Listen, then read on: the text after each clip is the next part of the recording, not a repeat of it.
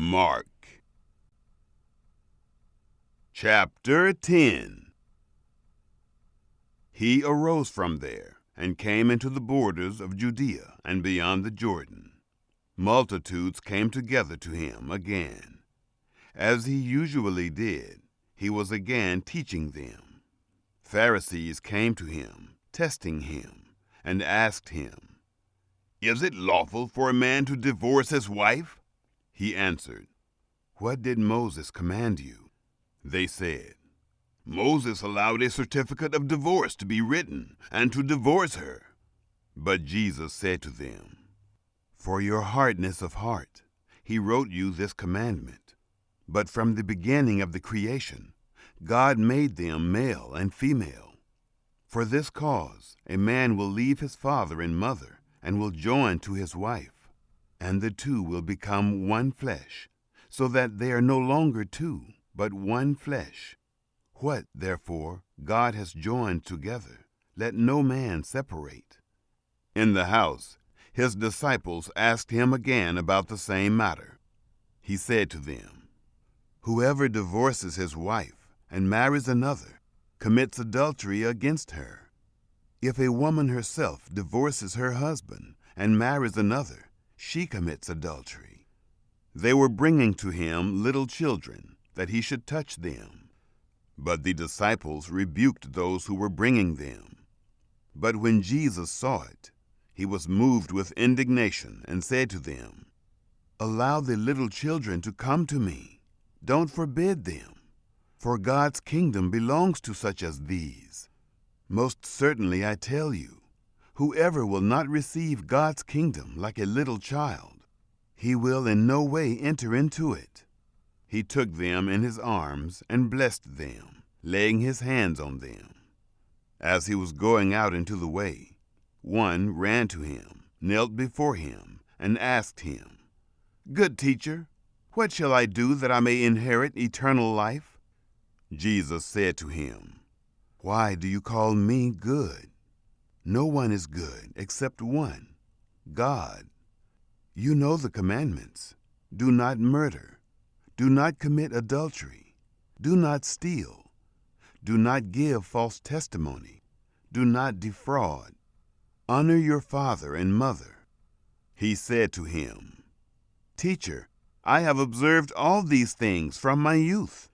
Jesus, looking at him, loved him and said to him, "One thing you lack. Go, sell whatever you have and give to the poor, and you will have treasure in heaven. And come, follow me, taking up the cross." But his face fell at that saying, and he went away sorrowful, for he was one who had great possessions. Jesus looked around and said to his disciples, "How difficult it is for those who have riches to enter into God's kingdom." The disciples were amazed at his words. But Jesus answered again, "Children, how hard it is for those who trust in riches to enter into God's kingdom. It is easier for a camel to go through a needle's eye than for a rich man to enter into God's kingdom." They were exceedingly astonished, saying to him, "Then who can be saved?" Jesus, looking at them, said, "With men it is impossible, but not with God, for all things are possible with God." Peter began to tell him, "Behold, we have left all and have followed you." Jesus said, "Most certainly I tell you, there is no one who has left house, or brothers, or sisters, or father, or mother, or wife, or children, or land for my sake, and for the sake of the good news, but he will receive 100 times more now in this time, houses, brothers, sisters, mothers, children, and land, with persecutions, and in the age to come eternal life. But many who are first will be last, and the last first." They were on the way, going up to Jerusalem, and Jesus was going in front of them, and they were amazed, and those who followed were afraid. He again took the 12 and began to tell them the things that were going to happen to him. "Behold, we are going up to Jerusalem.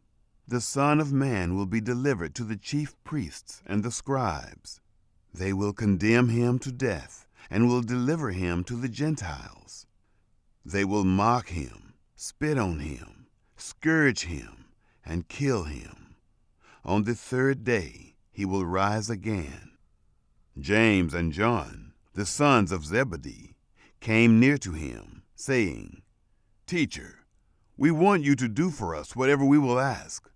He said to them, "What do you want me to do for you?" They said to him, "Grant to us that we may sit, one at your right hand and one at your left hand, in your glory." But Jesus said to them, "You don't know what you are asking. Are you able to drink the cup that I drink, and to be baptized with the baptism that I am baptized with?" They said to him, "We are able." Jesus said to them, "You shall indeed drink the cup that I drink, and you shall be baptized with the baptism that I am baptized with. But to sit at my right hand and at my left hand is not mine to give, but for whom it has been prepared." When the 10 heard it, they began to be indignant toward James and John.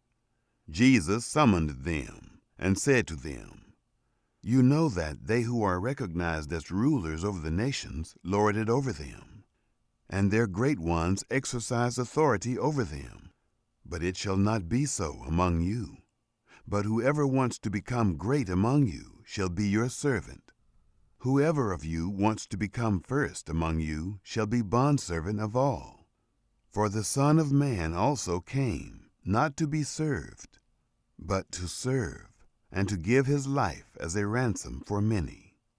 They came to Jericho. As he went out from Jericho with his disciples and a great multitude, the son of Timaeus, Bartimaeus, a blind beggar, was sitting by the road.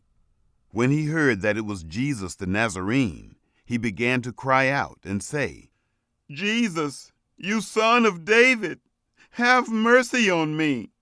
Many rebuked him that he should be quiet, but he cried out much more, "You Son of David, have mercy on me." Jesus stood still and said, "Call him." They called the blind man, saying to him, "Cheer up, get up, he is calling you." He, casting away his cloak, sprang up and came to Jesus. Jesus asked him, "What do you want me to do for you?" The blind man said to him, "Rabboni, that I may see again." Jesus said to him, "Go your way, your faith has made you well." Immediately he received his sight and followed Jesus on the way.